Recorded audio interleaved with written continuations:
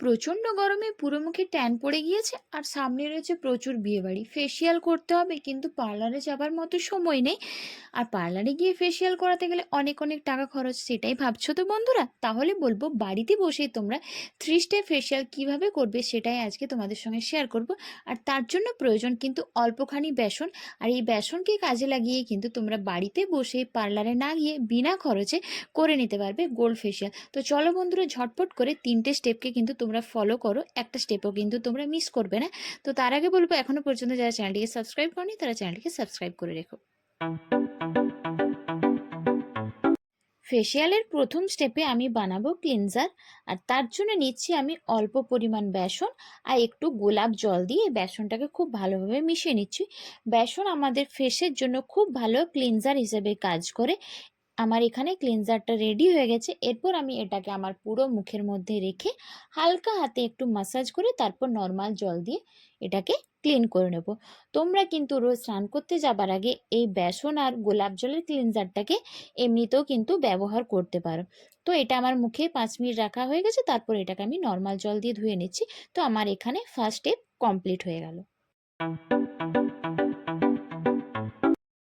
দ্বিতীয় স্টেপে আমি বানাবো স্ক্রাবিং। তার জন্য নিচ্ছি অল্প পরিমাণ চালের গুঁড়ো, একটু বেসন, আর তার সঙ্গে আমি মেশাবো 1 চামচ মতো নারকেল তেল। নারকেল তেল আমাদের ত্বকের চামড়াকে টান টান রাখতে সাহায্য করে। আর পুরো মিশ্রণটাকে আমি এখানে গোলাপ জল দিয়ে খুব ভালোভাবে মিশিয়ে নিচ্ছি। 3টে স্টেপেই কিন্তু তোমাদেরকে বেসন মেশাতেই হবে, বেসন এখানে কিন্তু গুরুত্বপূর্ণ।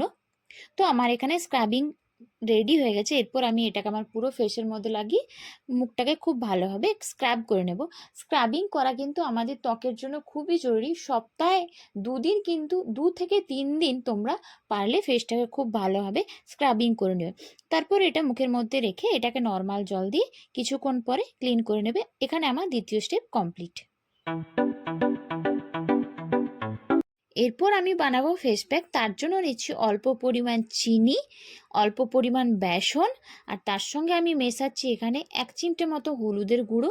রান্নার যে গুঁড়ো হলুদ হয় সেটাই নিচ্ছি। আর নিচ্ছি আমি এখানে অল্প পরিমাণ গোলাপ জল, আর চাইলে তোমরা এর সঙ্গে অ্যালোভেরাও কিন্তু মেশাতে পারো। তারপর সবকটা জিনিসকে আমি খুব ভালোভাবে মিশিয়ে নিচ্ছি।